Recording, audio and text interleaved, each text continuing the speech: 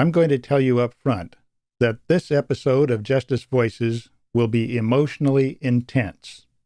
Facing realities involved in criminal justice policy sometimes is, including facing the reality of what a lifetime of abuse and exploitation can do to people, a reality that absolutely must be understood by those who make and implement public policy, and by those ordinary citizens who select those who will represent them in making those decisions as public officials. Some prisons are physical, made of concrete and steel. Other prisons are psychological.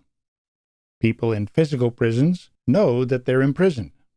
People in psychological prisons, however, including women and children trapped in abusive domestic relationships, may not only deny their imprisonment to themselves and others, but even fight off efforts by family, friends, police, and prosecutors to rescue them from a dangerous, sometimes even deadly situation. It's one thing to observe the psychological imprisonment of victims of abuse from the outside.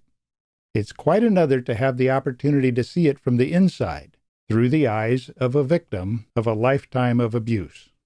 Today's episode of Justice Voices will give you that inside opportunity. Because of its importance, this is a two-part episode.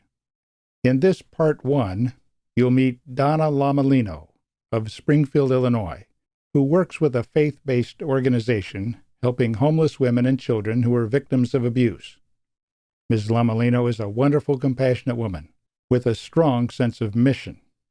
Talking to her today, you'd likely never suspect that she herself was a victim of a lifetime of abuse from her childhood until the time as a young adult when she was sent to prison for a horrific crime committed by an abusive boyfriend. A crime committed while she was absent and had been absent for a couple of weeks while working out of state. A crime that ripped her heart out, but for which she was nevertheless held criminally accountable under Illinois law as interpreted and applied by a prosecutor and judges. How could that be, you may ask? Indeed, good question. Part 2 of this episode will cover her experience in prison, including how she was one of many women incarcerated there who were victims of abuse, some of whom were also being punished for crimes committed by their abusers. Most importantly, Part 2 will cover who Donna Lomelino became, who she is today, and what made all the difference. We want to thank the Illinois Public Health Association for their support, including use of their facilities in Springfield to record these podcast conversations. I also want to thank my co-host for this and hopefully many future episodes, Lynard Joiner, who's one of my former defendants from my years as a federal prosecutor and who shared his own story in episodes 1 and 2 of this program. Now be prepared to face some uncomfortable but important realities and to ask yourself the two key public policy questions about the criminal justice system response to what you will hear. Is such a response reasonable? And is it responsible? If the answer to either of those questions is no, then there's need for change, need to do better with, and for, victims of abuse. This is Justice Voices, stories that need to be told, voices that need to be heard. Welcome. I'm David Risley. And I'm Lynard Joiner. Mr. Joiner and I are co-hosting this episode of Justice Voices. Our guest today is Donna Lomelino. Please introduce yourself to us. I am the director of outreach at Inner City Mission. I've been there for 13 years. Inner City Mission's a homeless shelter for women, children, and families here in Springfield. It's a faith-based shelter. And how I arrived there, I came straight from prison there. I'd been there only for about a year and a half, and I started working for them. The executive director there took me under his wing and just started teaching me all kinds of things. And I literally wore every hat pretty much there is to wear except for his. But even then, he taught me how to interact with the residents. And just there was a lot of things that I needed to learn because my communication skills were still a little bit I mean, I was still gun shy, I guess, in a way, from the way I grew up.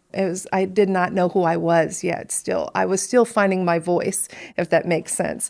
Anyway, so I was mentoring with him, and I had started going to school at LCU. I graduated Lincoln Christian University with a human services degree, and that was in 2013.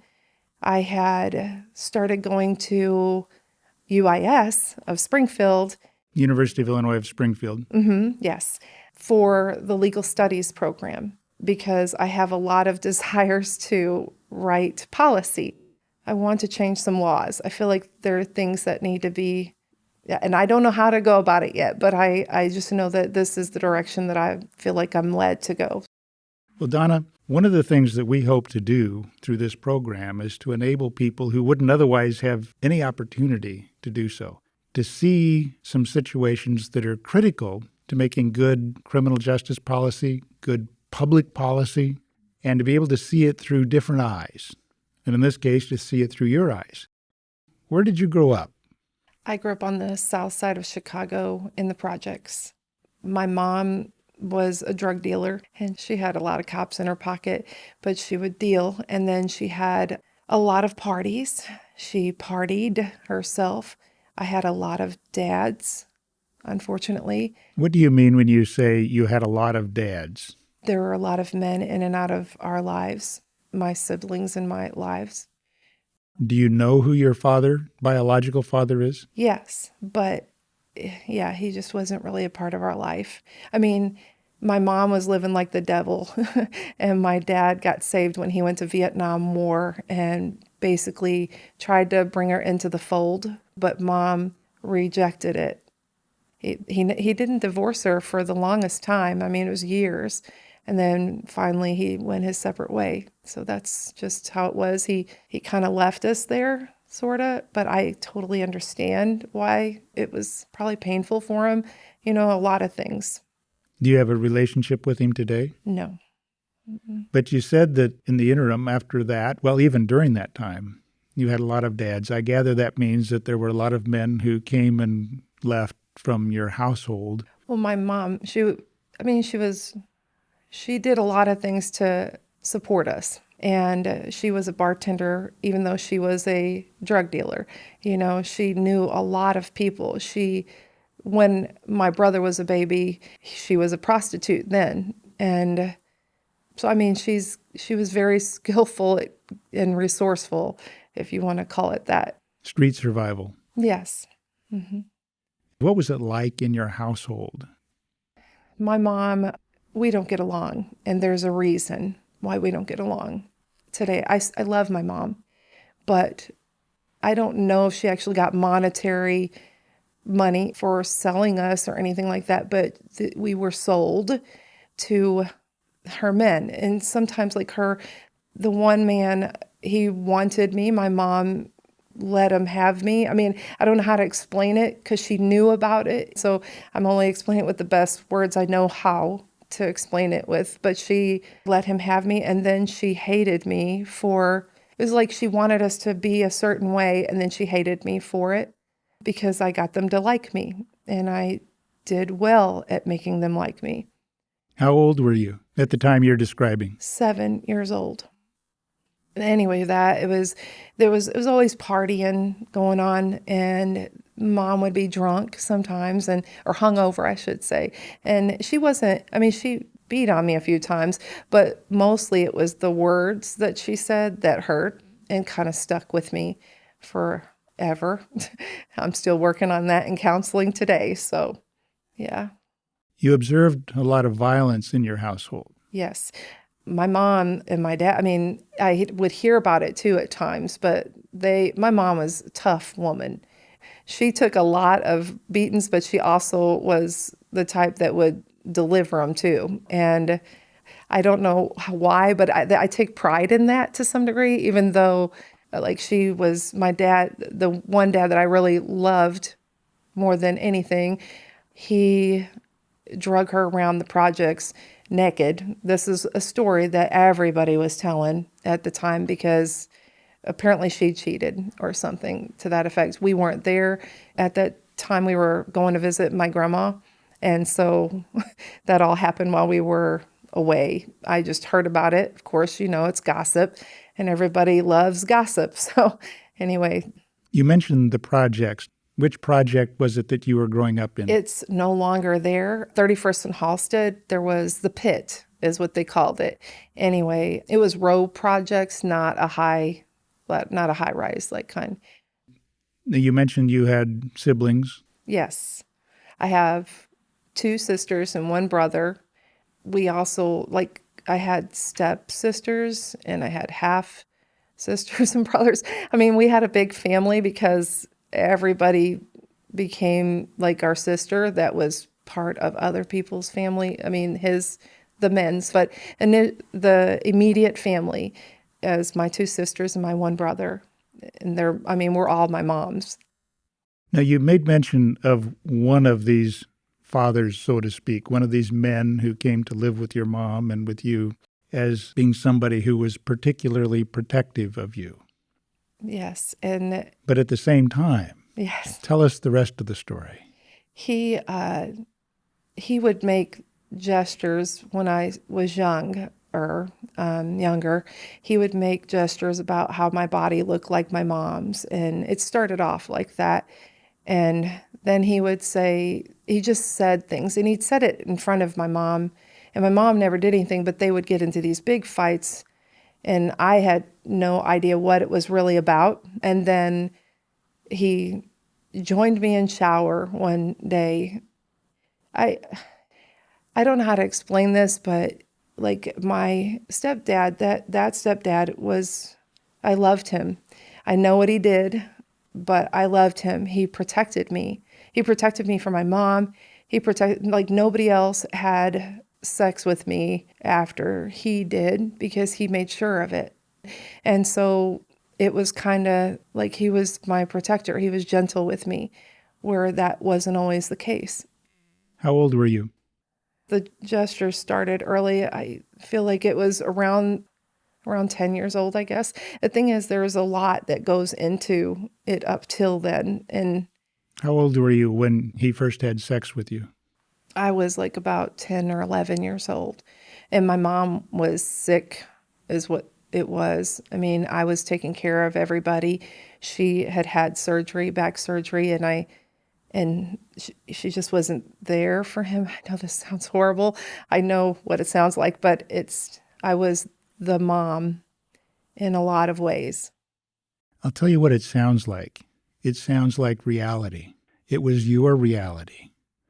Here you're talking about a man who had, on the one hand, he was your protector. On the other hand, you were his, and he exploited you. So he was an abuser. You know that now. But he was also your protector. And this dichotomy is one of the most difficult things I know that you've had to deal with in life, in relationships with men before prison, both protector, provider on the one hand, and abuser and exploiter on the other. We wish that it was uncommon, that it were rare.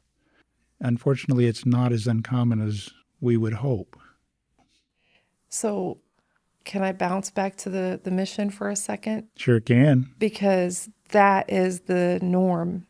Not necessarily the dad, but somebody who came into the family, and lots of the women have been sexually abused. And I feel like we all have unhealthy ways of relating with people.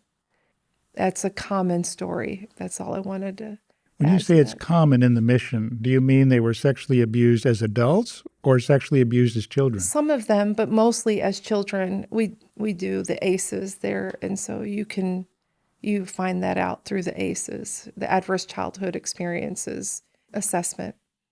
One of the things that people are becoming more and more aware of is the role of trauma in shaping not only psychologically a person's psyche, but actually literally changing the brain, the way the brain processes information, and particularly things like that happen at a very early, young age. A child's world is that household. And so it's natural for a child to think that's the way life is. And in those formative years, those things carry over for years later. And in fact, many of the most violent people, for example, and abusive people, it turns out were themselves victims of violence and abuse. Yes. It changed them in very bad ways, making them destructive to others and to themselves and to the people that are closest to them. You know that. Mm-hmm. But I'm not sure that everybody listening to this will understand that and know that. And these are topics that need to be explored in further episodes of this program down the line. But it's important that people at least have that thought in their mind. Let's go back in time now, back to the projects, if you're willing to do that, Yes. and pick up there. So one of the things that I think really made it hard for me was my mom. As I got older, I wanted to confront my mom. I wanted to tell my mom what had happened. And anyway, she said that I was a liar. She just said all kinds of things, which she wouldn't validate it, she wouldn't give me what I needed. And I remember I remember her being there. I remember her knowing. I remember her bringing someone to my room. This wasn't my stepdad that I loved. This was some other person that smelled like alcohol. I remember but one of the things that I think she still doesn't, she will not admit to it for nothing. But in her defense, my mom was sexually molested and I mean horribly sexually molested as a child. And my grandma was an alcoholic and she was adopted. My mom was adopted. So my grandma had 5 marriages, and one of those marriages, the man was just horrible to my mom. And I understand that. I just, I needed her to help me with that, but she has never been able to help me with that. I had to get that from God, honestly. And actually it was probably better that way, but This is an interesting and important topic, this generational abuse, as these things are passed on almost like a disease from one generation to another. This is difficult, isn't it?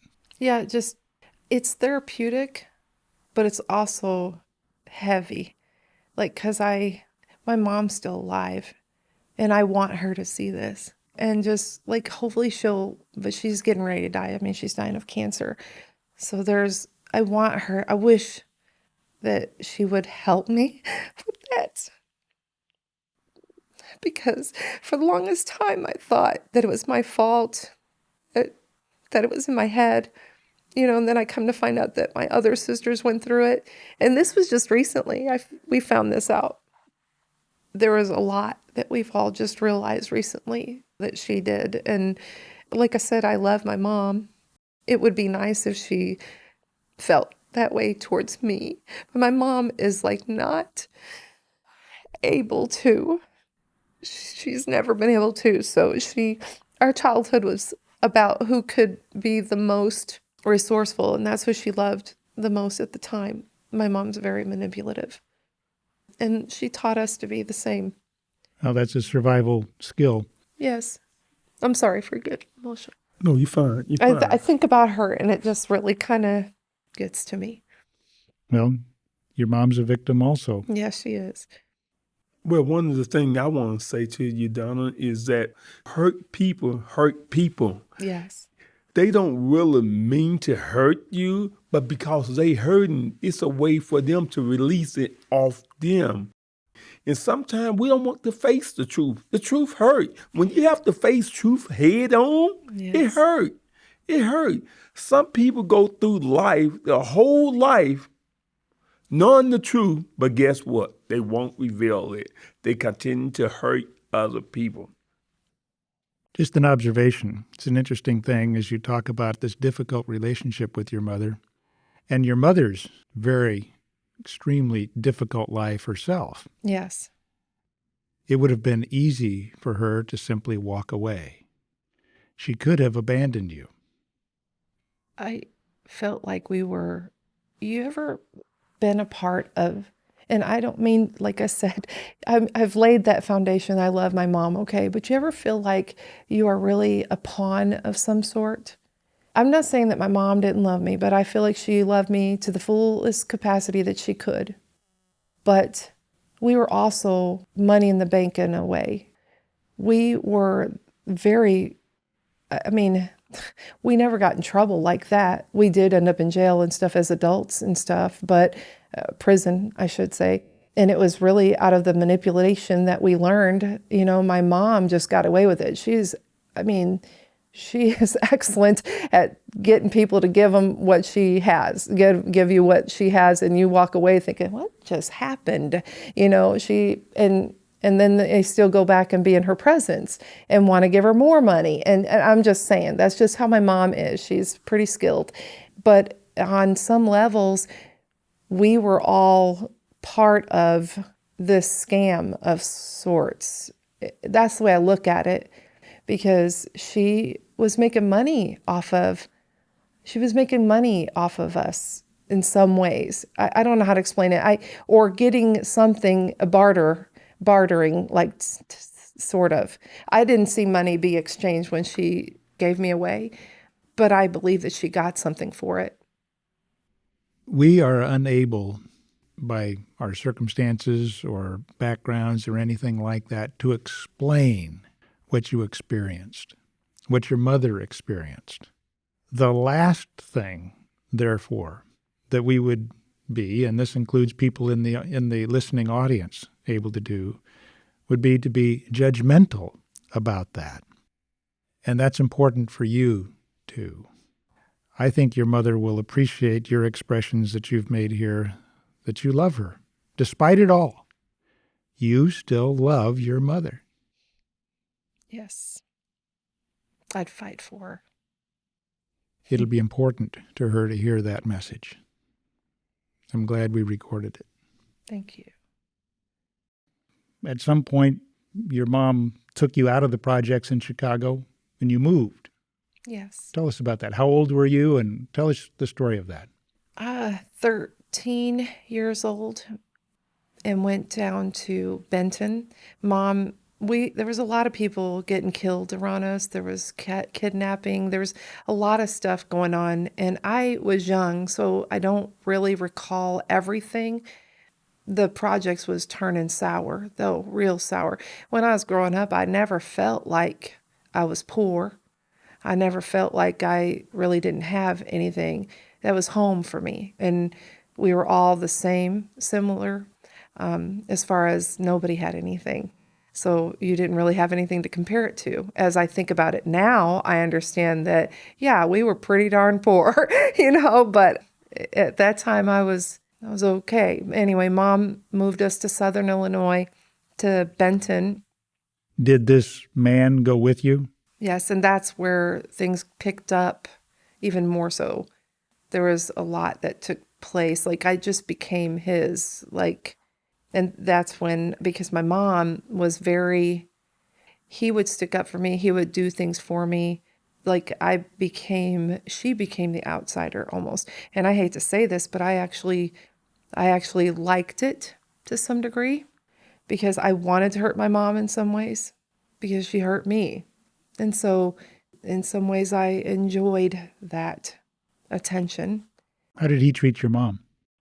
She was just off in the corner sometimes. I mean, we were all together, but he would constantly make comments about me, and he'd end up in the shower with me or something of that nature. He just used to come in the shower with me a lot. And that was when we were living in Johnston City. We moved from Benton to Johnston City. Now, this is in Southern Illinois. Yes. I'm sorry. Yeah. Well, tell us about how things unfolded in your life from that point up until the time you yourself became a parent. I wanted to be different. I wanted to not grow up and be like my mom.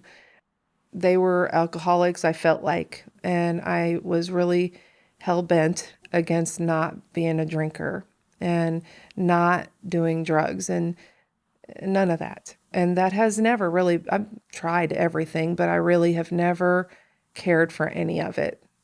My thought was if I just went to school, that I would be so much different than she was. And because my mom never graduated high school, she did end up getting her GED when we were in high school, which was kind of cool. But I decided to go to school and I became an LPN. And I was working. Licensed practical Nurse, yes. I had the IV certification at the time, and I went and moved to Florida, actually. And I mean, I was in Southern Illinois for a little while, but then I moved to Florida after this. In that way, I changed my life from my mom's because, I mean, I was making very good money at then because I was a on-call nurse, so I was making the high dollar. But I had the problem of choosing very unhealthy men, very abusive men. I had this one man that threw a meat cleaver at me while I was running out the door with my son in my arms. And yet I still went back to him. I didn't have any place else to go at the time. I did escape him, but then only to go to the man that he's the reason why I'm here, why I ended up in prison. So, how many men along the way as an adult? At that time, 5. I mean, I really wasn't, I tried hard to do the right thing, but I also, I mean, my son's father was a married man, okay? And his wife was a Christian woman. Okay, and this is just a little bit of something that was so beautiful to me because I really loved that woman. She was so kind to me, even though she knew that me and him, and I was trying to break away from him, but he would come to me, and of course I was a kid, my mom would justify it with me, so it was okay. How old? I met him when I was 17 years old. And 18 years old is when I finally did something with him because I still was holding myself, even though all this other stuff had happened. Consensually, I did not give it up. I was thinking that I was going to do the right thing. And anyway, when I found out she had come beside me, this lady, and she was an awesome lady. And I didn't understand then at that time what was so beautiful about her, and it was really Jesus inside of her. I mean, I swear it was just like glowing from her, and she just had the wonderful disposition. I wanted to be like her, not because of her husband, but because she just had this. And I tried to leave him, but like I said, it would last maybe a month, and then he'd come. And then even after my baby was born, she tried to befriend me, and eventually she gave up on me. Yeah, so I was with him for 10 years, and honestly, 8 years into the relationship, he stopped talking to me, but I waited for him because I really loved him. So I graduated nursing school, and it was about right then that I stopped waiting on Joseph's dad to come back. His name is James. And my sister Michelle and I went out partying, and she was like, you need to stop waiting at home and, for that man. And so I went out partying, and I met my next relationship eventually. I mean, after a few weeks of just like being crazy with it, I met my next person, and I ended up getting pregnant by him, and I ended up having an abortion.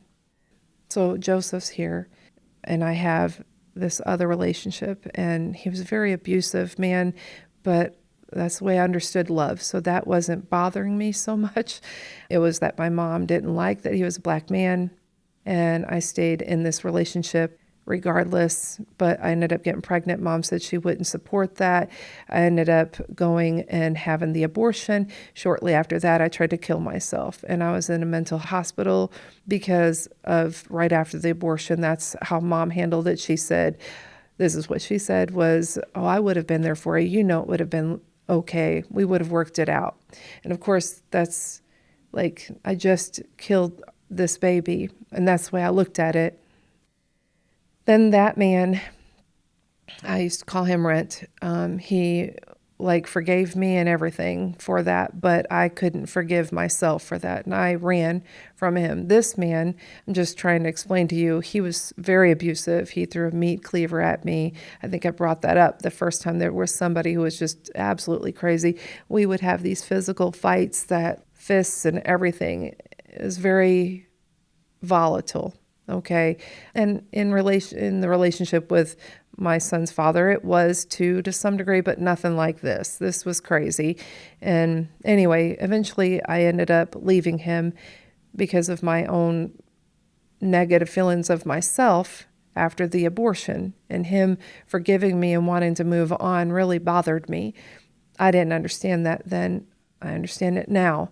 Anyway, I ran away basically with just the clothes on our back and moved to Florida, to where my sister's ex-husband lived, and he was a friend of mine. Basically, we moved in with him, and shortly after that, I had a job as a nurse down there, and I had been working, and I met this man, and that's the man who ended up, I met this man who was a CNA, and he was a CNA, and he had been trained as a pilot before. He was very brilliant in a lot of ways. I had only just started talking with him, but I had not really went with him because he was also married. He was in and out of their marriage and just was going to get a divorce and wasn't, and then was. Anyway, before it's over and done with, they finally totally separated, but I felt like I was part of the reason for that. And anyway, he was a different kind of abusive. I mean, everything felt like love. I don't know how to explain that. It's just... Let's hit the pause button right there, though. That's the second time you've said that. In your mind at the time, this was what love was like. Yes. Now, as you've described your childhood, all of the relationships, all of the significant relationships you've described up to this point have been highly abusive in one way or another, whether it be sexually, violently, combination thereof, mentally, manipulative, exploitative. And you now have said a couple of times, in your mind at the time, this is what love is like. Will you try the best you're able to explain that perspective? Can you help us understand that? I can give you examples. I would go to the store, and because I was 5 minutes later than what he thought that I would be, he would have me pull my pants down so he could smell me to make sure that I hadn't been, and this is my daughter's father, the one that murdered my son. Why would he want to smell you? Just to make sure that I had not been someplace else with somebody else. It was this constant thinking that I was with somebody else when I was under his thumb constantly. I mean, I didn't do anything without him, but I thought about that as, I felt like that was love. I don't know it's very hard to explain that, but because he cared so much he cared to know. He cared to, if he said that, if he pulled that gun and was pointing it at me, which happened once, and told me how much he would hurt me if I ever went with anybody else, to me, that, and I'm talking hurt me as in kill me. I think he may have used those words. I can't really remember exactly, but I understood that if I went anywhere or did anything, that it was going to matter so much to him. I think that's a better way of saying it. Matter so much to him that he would kill me for it, or that he would fight me for it. And for whatever reason, it's still kind of like something inside of me. Like, I believe that if you don't argue that you don't love somebody, you have to. I used to say this to my ex-husband, and he thought that I was crazy. I was like, you have to be willing to draw blood. I can't even believe I said those things, how crazy I was. But I did, because I didn't like that he wouldn't argue with me, because to me it amounted that he didn't care. So if somebody is a nice guy and they don't want to fight with you, by this time you had, in your mind, come to the conclusion, well, they must not care about me. Right. The flip side of that being that if somebody is obsessively controlling, as if you are a piece of property and that you are their captive, and they feel that their possession of you, as if you were some sort of object, is threatened, that someone else might steal you away from them, that somehow that type of caring was love. Yes. Now, one, of course, the former, the kindness, is love and value of you as a person, and respect for you as a person who has your own views and who can be valued and cared for, cared about, without being possessed and controlled. The other one is more the person who is controlling you, seeking to control you, not caring about you, but caring about their interests as the possessor, the oppressor. And yet, somehow in your mind, you had it switched backwards. I don't think that it's so unique, though. I'm Okay. just saying that, because that is, people will say all the time, why do you go back to an abusive situation? If that's all you grew up around, it's like, what do you have it to compare to? Everything else feels like a fairy tale. It's not like you don't want something good, but they're not 100% bad either. There are good days. And that's where you, I guess maybe it's that you hope for those good days. And the bad days don't seem so bad when this is the best that you've had, if that makes sense. It does make sense. But it doesn't make sense if you look at things only from the surface without having that understanding and that background. And it's difficult for people to understand how the women who are victims, and they'll even sometimes call the police because of something that's happened. And yet when the police arrive, by that time, things are already starting to turn around, and the prosecutor is willing to go to bat, file charges, and put an end to this, to liberate this woman from this abusive relationship. And who pulls the plug on the whole thing? Woman. The woman, the victim. Why? Because what you're describing has happened in her mind. Partly because of manipulation from the abuser. The abusers are typically very manipulative, and they've learned how to manipulate their victims into holding them captive with a kind of mental prison in which they convince the victim that it's the victim's fault. That's exactly right. Oh my goodness. Yes. I have definitely experienced that where, if I would get in trouble to the point of having some physical type of altercation, it was always my fault. And in fact, but that's how I grew up, though. This happens with children. It happens with adults. One of the tools of the abuser is to make the victim of the abuse feel, you made me mad. You made me do what I did. And so it's your fault. Well, once the abuser is successful in convincing you of that, and you take responsibility for their bad behavior, it's not hard at all to imagine why a woman or a child, but let's say in this case an abused woman in an abusive relationship, would say, well, the solution to this is not for me to call the police. The solution to this bad problem is for me to stop provoking this response. It's on me. It's exactly how it was with my son. I all I could think about was how to not get in trouble for that day. And I remember something that my son asked me, do you think he hates me? Do you think he hates me? And I was like, no, he loves us. He just wants us to be better. He's just helping us to be better. There's nothing that bothers me more than me training up my son the way that I really wanted not to be like. You know what I'm saying? I remember these things that I was teaching him, and then I was gone. What you're about to say is important, but let's put it in some context. Yes. You've told us about how you were being successful in your nursing as a licensed practical nurse with employment in Florida.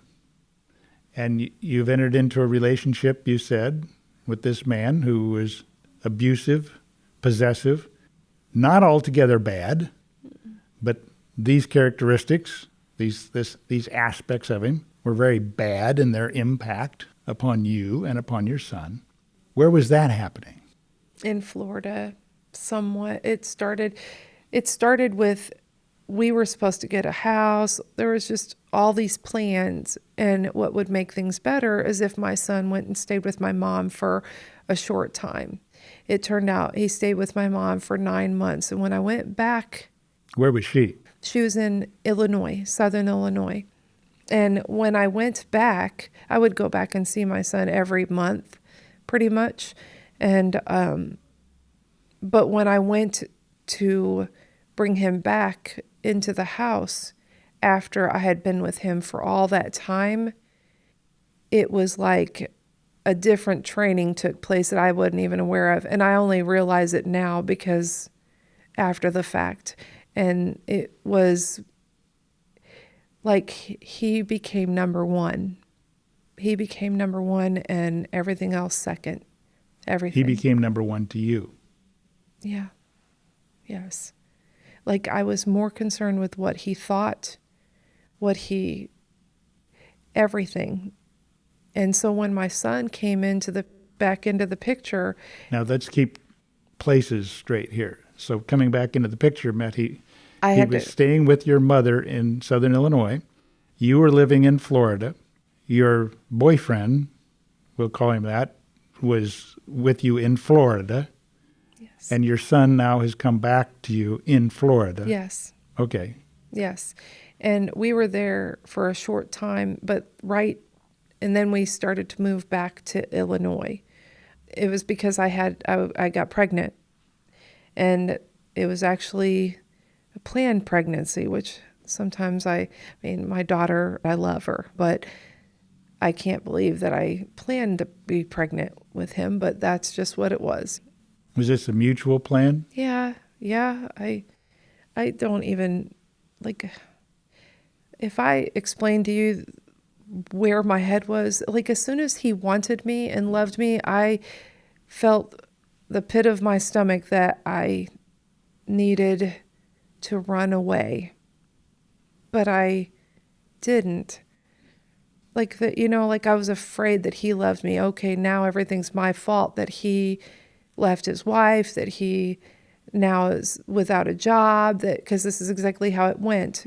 And so I felt a responsibility to him, and it felt very heavy. And so the more I stayed with him, the more there was this dependency on me because I was the one who was making all the money. Then Joseph wasn't there for that time. And when he came back in to the house, when Joseph came back from Southern Illinois, it was like that whole time, it was more of a focus on me. It's about what I want. It was this selfish endeavor. Are you describing who? Him, Ernst, which is the man who murdered my son. So Joseph, then, if I'm understanding you correctly, Ernst acted as if Joseph were a threat to him? Competition? Would have never guessed it back then. I can't remember ever thinking that, but yes. There were times that, after the fact, I have thought, Joseph was right in asking the questions that he did. Does he hate me? He wanted to understand. He felt his anger towards him. But every time anything was expressed, I felt like it was because he loved us, that he was trying to discipline us because he wanted us better. And this all was coming because he was showing me in the Bible that this is what you do. This is how you love somebody. It was like he was proving it in the Bible, but I had no clue what the Bible was about. So his direction, I didn't question it. I didn't anything. I just went with what he said to do. You've raised a couple of threads here I'd like to follow. One is, if I'm hearing you correctly, this was a man who was possessive, controlling, and who wanted to control as much as he could about you for whatever reasons. We won't judge him. Right. I don't know anything about his background, what was going on in his mind. We're just talking about what is. And he was convincing you, and maybe even himself, in fact, probably himself, that his bad behavior was not his fault, it was your fault. Yes, that is exactly right. And you may both have bought into that lie. And then, of course, in a sense, you're his psychological prisoner. And then along comes Joseph, your son, the center of your life, who displaces Ernst at the center of your life. Joseph is loved. For Ernst to view that as a threat and competition is easy to understand from that perspective. And for Joseph to feel that in fact, Ernst may pretend to love and accept him, but in fact, deep down, Ernst is viewing him as competition, a threat, consciously or subconsciously, and treat him accordingly. And it's easy for a child, as you know from your own experience, to pick up on that. Yeah. And at the same time, you're trying to convince yourself, no, this is normal, that we're really loved. In the face of what you now can see as being the big lie, you wanted to believe it. Now, this is interesting that you say he pulled out the Bible to support his views. You raised that in a conversation that we had before we started recording interview, a couple of days before we talked on the telephone. And you were telling me that these are going to be my words, but essentially that what he was communicating to you and trying to use biblical verses to back up this view that you are a sinner, depraved, and as such deserving of God's wrath and punishment, and that therefore he, as an instrument of punishment, was acting on behalf of God, and that it would be wrong for you to view that as unrighteous or unjust. Have I got it right? Yes. I mean, I wouldn't have called it wrath. At that time, I didn't really understand it. But yeah, that's exactly what it was. It just, you used better terminology than I would have, so yeah. And that's an interesting, and I will tell you, that is a depraved twist on God and religion. But it was beautiful for me. So before it was over done with, it was beautiful for me because... His version of religion? No. I mean, his version made me seek out who the real God was. And that, before he came along, I mean, I never owned a Bible. I never had anything like that as I was growing up. But when my son was born, I wanted to teach him stuff about God, even though I had no clue what that meant. I had a little story, this little Bible story book that I would read from to him. And my son's favorite story was Joseph and his coat of many colors. And all that I have learned from the Bible up to that point had come from this little children's Bible when I would read to my son. He would just sit in my lap and we would just read, and he'd want to read that story over and over. And it was the most, I love that. But when I got to jail, I was searching for that story and I couldn't find it because, like I said, I didn't know anything about the Bible. So I was looking for the book of Joseph and it doesn't exist. And nobody there knew what I was talking about. This is the pivotal point in my life, really, because I was like praying and didn't even know I was praying. I was sort of kind of crying out to God, I guess, in a lot of ways, because I was like, I need this. I need the story to feel close to my son. At this time, he had been gone. He's in heaven.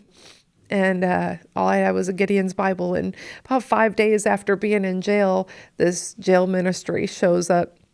And this lady was saying how she how she was going to do her study. She was planning this study. She had it ready. She said about midweek, God put it on her heart to do this other study. But each day she fought with that until the day that she came in. She said it was so heavily on her heart that we have to change it. This is what we're going to study. Turn to Genesis 37. We're going to study the story of Joseph. Now, if that is not a hand touch literally from God, I don't know what is. And that from then on, I felt special, but yet like horrible at the same time, like the crud under people's shoes, because of all over the news. Here I am, this baby killer. I'm responsible for my son's death. And here God answered my prayer.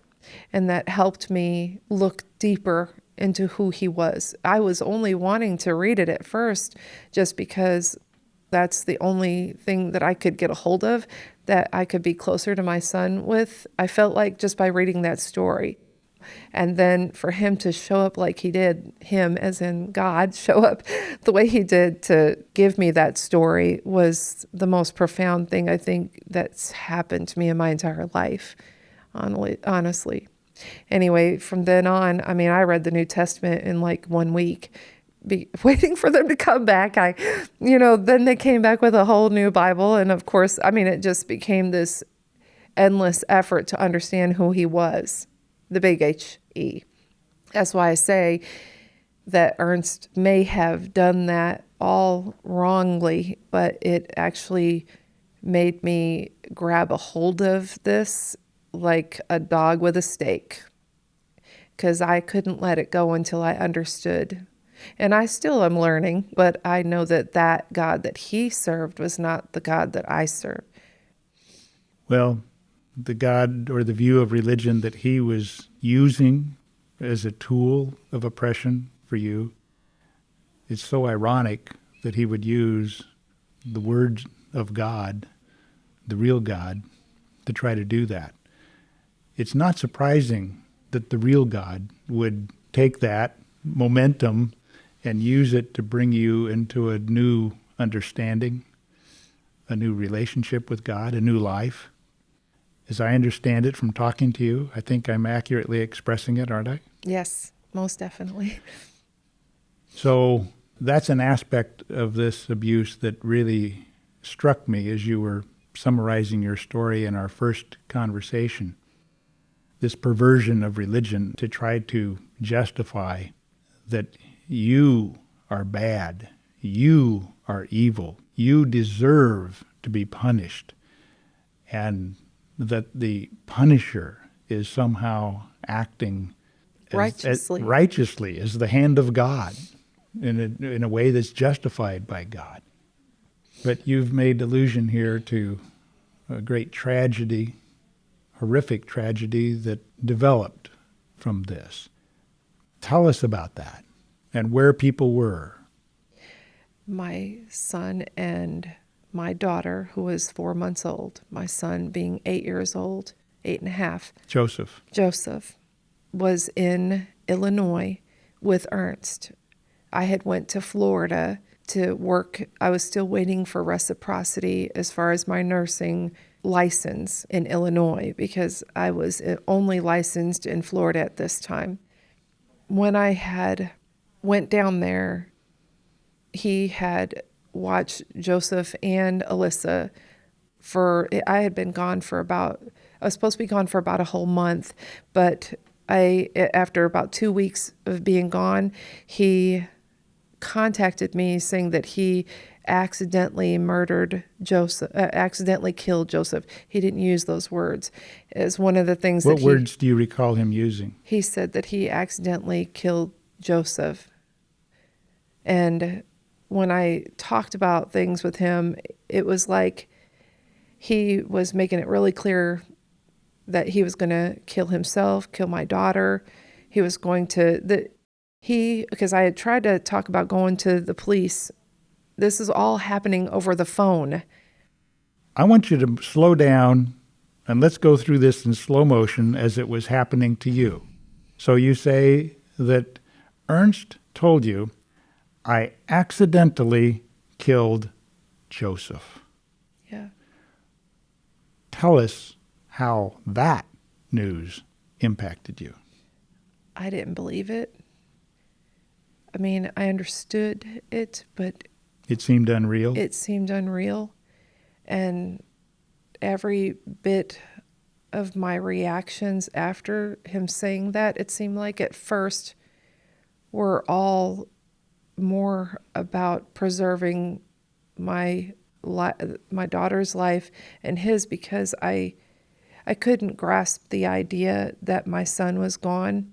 I heard what he was saying, but it didn't make sense to me. I don't know how to better explain that.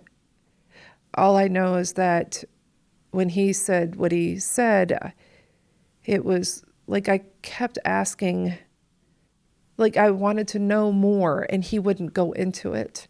Like he kept saying, like, I wanted to know that I could see him. I wanted to see him. I wanted him to take him to the hospital. I had this whole discussion about him doing something to fix things, but he was like, no, you can't see him. And then I questioned him whether it was real or not, but because I thought at first he was joking. I remember when the call came, because at first it was on a little beeper that I had, these 911 messages that I was getting from the beeper. And I call back to the house. Pager, yeah.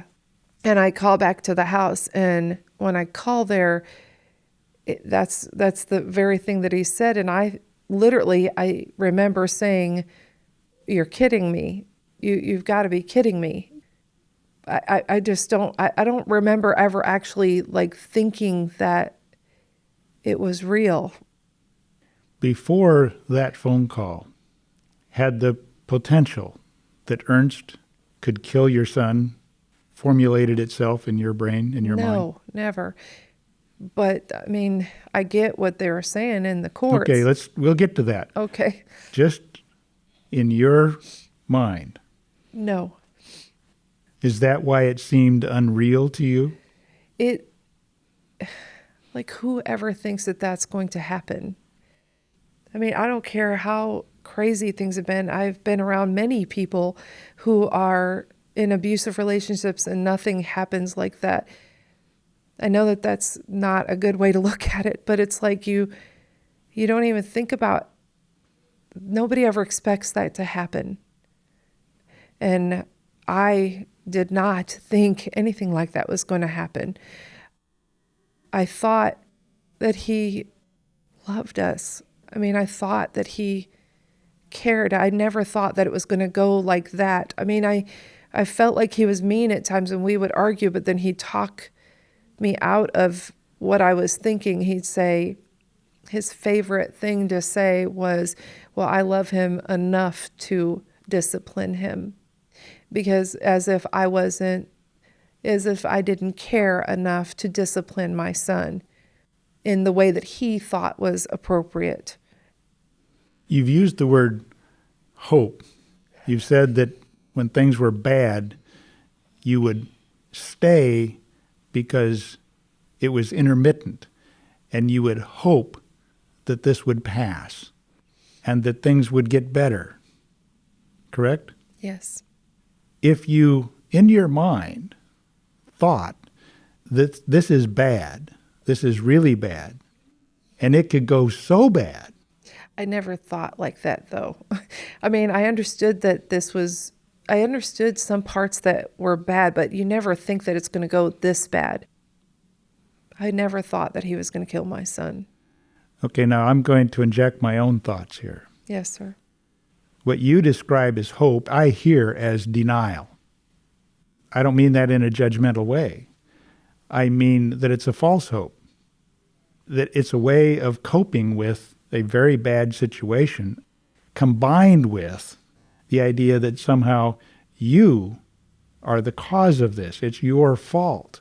And that therefore you have some degree of control over whether things are good or bad tomorrow. Because if only you will stop provoking this abuse or this anger, or if only Joseph will stop misbehaving so he needs to be disciplined, well, then things will get better. All of which misses the point, which is This man is doing violence physically and emotionally to me and my son, to be a psychological prisoner. Why? Why would you allow yourself to be that psychological prisoner? Why not just break out of the prison? Well, what in your background from an earliest childhood would make you see your prison as prison? But why would you want to face that? It would be natural to say, I'm not in prison. I have this hope. Now, the people who are listening can't see you right now, but there are tears flowing down your cheeks. What are you feeling? All along, all I've thought about is how come my boy stayed. I think that has been the most troubling. Well, there's a lot of troubling realities, but that was so hard for me because I just sit there and I thought, why did he continue to stay? And I knew that it was something that I obviously trained him up to do. It's like I needed that. You needed what? To just realize. I didn't even realize it was a prison. I understood. I get that because I understand what prison was really like for me. That was more of a prison than prison was. But I didn't understand that till I got there. I'm sorry. This is painful. It's painful to listen to. It's far more painful for you to share. I admire your courage in being willing to do it and wanting to do it. You're nodding. Yes, I'm sorry. Yes, I do. I mean, as much as it's painful, it's in some ways therapeutic, and I am very hopeful that others will learn from it. I know that in the mission, I share my testimony all the time with the ladies because I see this repeated just without the very tragic ending. But it's only by the grace of God that it hasn't happened that way. It seems to me that it's just opportunity because they're in similar situations. They are with abusive men, and yet they stay. The children stay in that environment. The women will stay. I have a lady at the mission right now doing this very thing, and the man threatened to kill her kids. I want to help in those kinds of situations. There is a lot that I want to take place when it comes to that. Well, I can tell you, I grew up in an almost Norman Rockwell type upbringing, community, family. And the world you grew up in and the world I grew up in are very different. Now, in the course of my career as a prosecutor, those worlds have intersected enough for me to have some appreciation. But I can tell you that it's very difficult for people, probably many of the people who are listening, to understand why someone who is a woman who's abused would remain in these relationships. And that's why we're exploring this, because it's important for people like me to understand what it's like to be you and living in that world. And I can tell you this, that what seemed to me, until I came to understand it more, to be totally irrational behavior of going back to the abuser and fighting off the prosecutors, the people in the community that are trying to rescue a woman from what is obviously to them a very toxic and potentially dangerous relationship. It's very difficult to understand. Why does a woman fight off all these efforts to help? It seems irrational. And yet, if we can put ourselves in your world, see it through your eyes, for you to break out of that prison would require for you to recognize it as prison. And what in the world in your life up to that point would have equipped you to be able to see that sort of relationship as prison? For you, it's normal. Yeah. And you've used the word, it's almost seemed like a fantasy, any other sort of life. Unfortunately, I have that reality, even still today, that I fight a little bit, because at the mission, I get to see healthier couples and stuff like that. I've gotten to go to a wedding that they don't rip each other apart before the day is up. It's just an entirely different way of living, the way that I have got to experience things at the mission, because they have adopted me as their family, the people who run the mission. So I have been blessed in that way. I mean, I know that if I would have went out of prison and went home, which I had that option, I do not think that I would have made it. I mean, I could see myself killing myself at that time, because my mom still blames me to this day for what happened to my son. And one of my sisters does too. And it's just a very toxic environment. I knew I couldn't go there. So I went where I knew no one. And that's how I was able to make it. And I'm so thankful for them, because they believed in me. They saw a good in me. And even when I've not behaved necessarily always, and I've gotten angry and wanted to bite the hand that fed me many times, because it's just in my nature not to trust. And I've hurt people around me but thankfully they are aware and understand what it's like for somebody like myself. So they have been very understanding in that, especially Mr. Payne. He's my closest friend of all of them there, and my mentor. But I've also gotten very angry with him over things, just because, I don't know, I just always would think that people are trying to take advantage of me, and I just lash out, and it wasn't anything like that. It's funny, I'd rather embrace the very abusive person and it's very uncomfortable getting to know the healthy, if that makes sense. So, and I can testify, everyone around me can testify to that, because I've definitely been through it when it comes to that, teaching everyone with my experience with them, the healthy people, that is. Well, anger can be a defense. And to let go of the anger makes you vulnerable. And sometimes, perhaps, to feel kindness is painful. Very. Not because the kindness itself is painful, but because it opens you up to feel the distinction, the contrast between that, you're nodding your head. Yes. And what has been in your life all this time up to that point. I remember my first Christmas at the mission, and it was wonderful. And I sat in a corner, turned myself towards the wall, and I cried, because there was no alcohol, it was just very kind. And people gave to us, and I'm talking me as an adult, and they gave to us for no reason. There was nothing wanted in return, just a gift, which took a long time to really wrap my mind around a gift and because most of the time that comes with attached. The difference between a gift with no strings, right, and bait. Yeah. Wrapped up in gift paper. Yeah. Gift wrapping.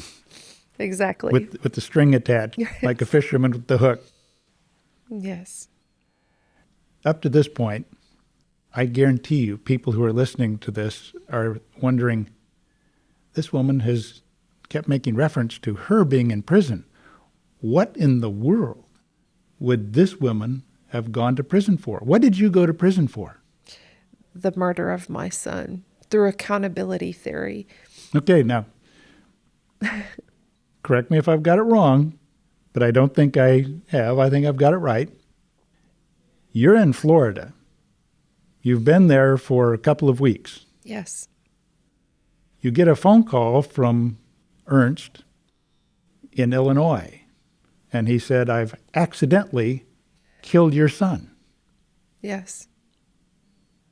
Now, I can tell you at that point, when I didn't know you, and we're talking about you had gone to prison for murder, I was assuming in my mind that you went to prison for murdering Ernst. But no.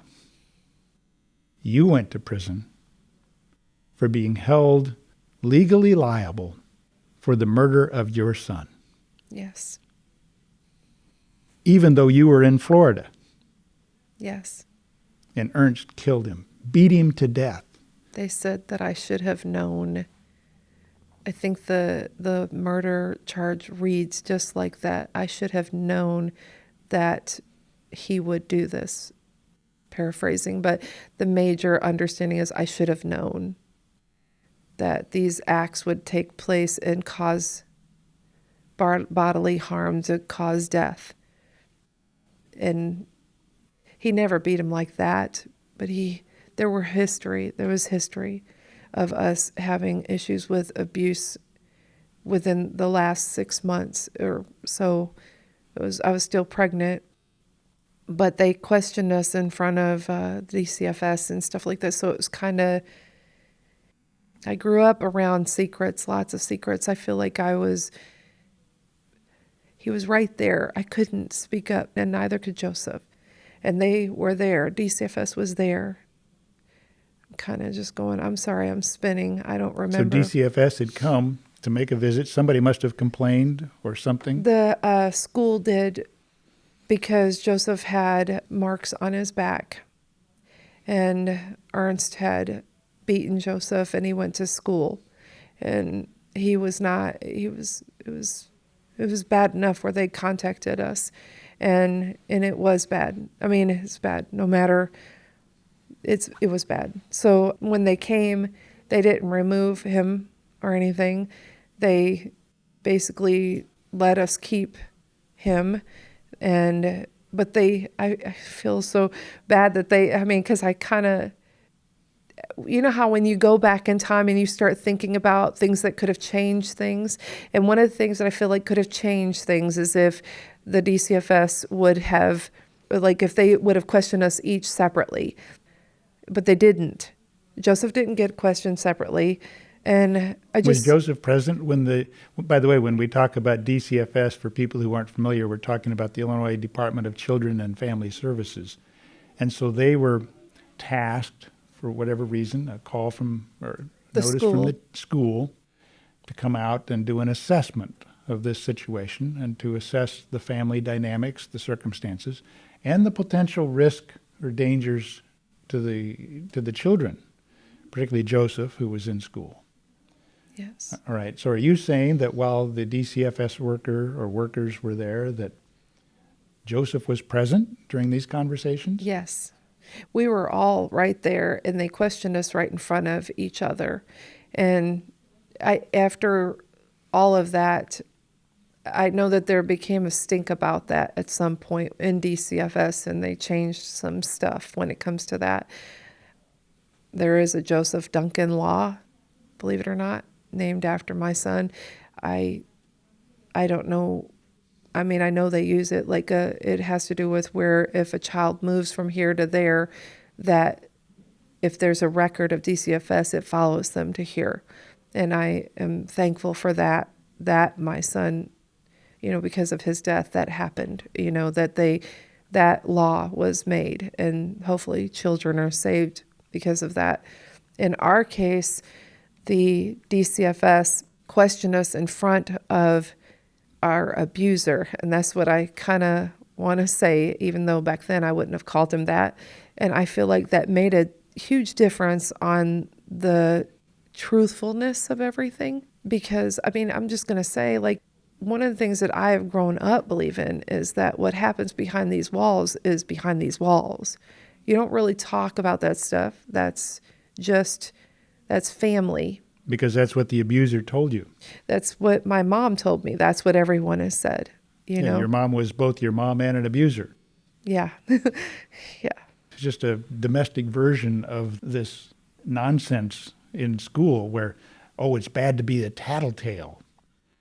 It's a reality, though. In the circles that I go in, It's a reality that serves and protects the abusers. It's the idea that somehow to reveal the truth is bad. To the benefit of who? The victims? No. To the benefit of the victimizer. yeah. This is a manipulation psychologically by the victimizers, by the abusers. I agree with you, but I also want to say that it is most every abusive situation. It takes time. And even, I don't know too many women that have been beat on really call the police. I mean, there's so much that goes on. I mean, because you're not supposed to. If it gets out of hand, maybe the neighbor will call many times, but not the one being abused. It's like someone turns it in, and now the state will pick it up at times. But for the most part, I mean, they still need that person the abused one to speak on behalf, of what took place. To tell the truth and continue to tell the truth, the whole truth and nothing but the truth, and to be Yes. willing to stick with it. I can tell you, speaking from the perspective of the DCFS workers, they are tasked with sometimes an almost impossible role of they're supposed to somehow visit a home and discern the reality of what's going on here and predict the future. Thank Okay. you for saying that. I've been so angry with DCFS for years, but I appreciate you saying that because it's almost like I was supposed to predict also. And I can see it clear. That makes huge sense. Like they were supposed to predict something as well. But I do still believe that they should have questioned us separately. But I appreciate you saying that. Well, it's probably true. They should have questioned people separately. So you went to prison because you failed to predict the future. Yes. You went to prison because in the eyes of the law, as it existed and as it was applied in that case, you had a duty to protect your son from a reasonably foreseeable outcome of death or serious bodily injury, and you failed to protect him from that. So the fact that you were in a different state at the time of the murder really was legally irrelevant because it was your duty to be there, foresee what was going to be happening, and to prevent it from happening. And because you failed to act and intervene, you went to prison for the murder of your son, Joseph. Yes, that is accurate. For how long? 22 years, 100% of the time. 22 years. And it could have been a lot worse. Yes, the what's that attorney? The person on the other side, I can't think The of. prosecutor. The prosecutor. He wanted me to go down for I thought 40 some years, 35, 40, I don't remember. But I had a bench trial and the judge just went about 2 years above the minimum that they could give me. The minimum was 20. The prosecutor, according to news reports, had entered into an agreement that would cap the maximum potential punishment at 35 years in return for you not requesting a change of venue. And you... I didn't even know that. Well, that's what the news report Well, I'm said. sure that's true. Oh, well, somewhat. I mean, they've only been a little foggy on a couple things, and I don't understand why they do that, but that's newspapers selling papers, so. Okay. But in any event, it was capped at 35 years, and you could have had a jury trial, but you and your lawyer opted to have what you call a bench trial, which for people who don't understand that, what that means is you waive your right to a jury and you agree that the judge will act as both judge and jury. And so it's just the judge you present the case to. Have I got it right? Yes, sir. And the judge found you guilty. Yes. They reversed the murder conviction, right? In my research that I've done, which hasn't been exhaustive at this point, it appears that the opinion on appeal was not a published opinion. So it's unpublished. So I haven't read it. But it was apparently given by your lawyer to news media that reported about it, and they said that the judge said that the evidence was sufficient for you to be convicted on every count, including murder, the judge is on appeal. But that it wasn't lawful for you to be sent to prison for all of the counts that you were convicted of. And so the murder charge, you couldn't be punished for both that and one of the lesser charges that you were convicted of. And so the murder charge on basically a legal technicality, not because you weren't guilty of it in the eyes of the law or in the eyes of the court, but because you couldn't, it was like double punishment for the same thing. The murder charge was vacated, but your sentence remained the same. Have I got that right? No, Or it went down? It went down. Okay. 22 years, then I had to serve 10, of which I served 8.5. Okay, so instead of being 22 years, 100%, it became 22 years. it came down to 10 years at 85%. Okay, and so you served 8.5 years in prison. Yes. Where did you serve that I in served prison? 6 years of it in Dwight and 2.5 years in Lincoln. These are prisons in Illinois. Yes, I think it was a little shorter than that because it would have been like 5 or so years in Dwight because I spent time in Alton forensic for people who were not healthy enough to stand trial. And that was before trial. Yes. So, I mean, that counts towards your time, though, in some way. Yeah. That would happen because your lawyer, presumably, made a motion to ask the judge for you to be evaluated and potentially treated because you were not mentally fit to stand trial, which means mentally capable of understanding the nature of the charges against you and being able to reasonably contribute with your lawyer to your defense. You're nodding your head. Yes, I'm sorry. Yes. And that suggests that your lawyer was presenting to the judge reason to believe that you weren't completely mentally competent, mentally fit to go to trial. Ironically, a trial in which the charge was that you had the mental capacity to predict the future and to intervene to avoid the beating death of your son. I find an irony in that. Yeah. In any event, so how long were you in this mental evaluation state?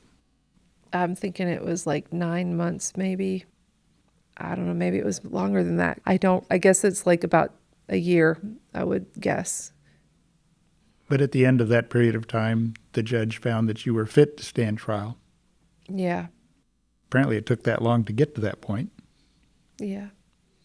Without knowing the details, that just suggests to me, based on my experience and background, that rather than just having a quick evaluation in which the psychologist, psychiatrist, whatever the forensic evaluation team was finding that, no, this woman is good to go, that they found that there was substantial reason to doubt that. Yes. And that you went through a period of time of treatment and mental rehabilitation, so to speak, to be able to be in a situation fit to go to trial. Yes. That's what I find so ironic about that situation. I feel like I am guilty of some things for sure. And honestly, I understand why they came to what they did. But I also, and I don't want to give the impression that I do not take responsibility for my actions, but today I understand things so differently than what I did back then. And I kind of feel like I did what I knew to do in all of those situations. I don't think that I did well at all, but I did what I understood. And this is where I feel like it does not help me because I am not stupid.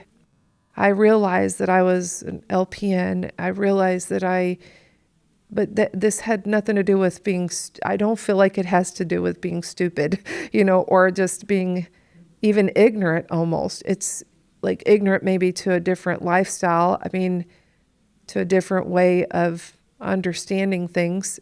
I am guilty, but not guilty of it like they say that I am.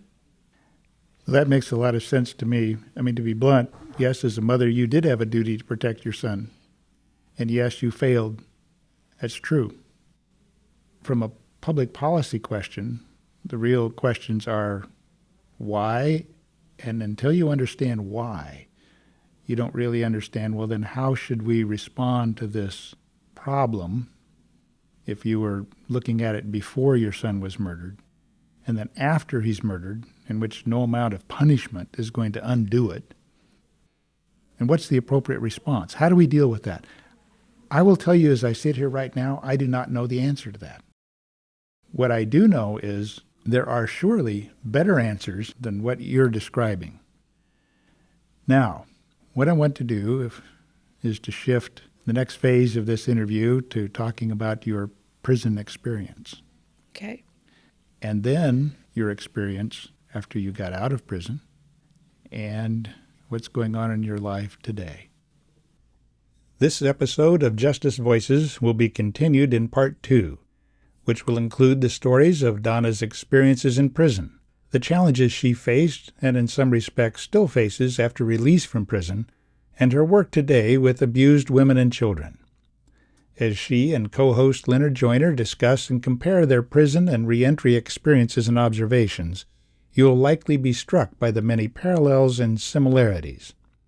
Part 2 also includes Donna's reflections on lessons learned from her life experiences and her thoughts regarding needed public policy changes regarding abused women and children. You can help spread her message by sharing it with others, especially those who most need to hear and benefit from Donna's story and insights, and with public policymakers and public officials. Donna's is a story that needs to be told, a voice that needs to be heard, and heard widely. You can help spread Donna's message by hitting the like and subscribe buttons if you're listening on YouTube, or by downloading this episode and following Justice Voices if listening on other podcast platforms. To learn more about Justice Voices, or to contribute to help support the program, please visit our website at justicevoices.org. To share your own thoughts, provide feedback, or suggest future guests or topics, please contact us through our website. We'd love to hear from you. Thank you for joining us. Please spread the word.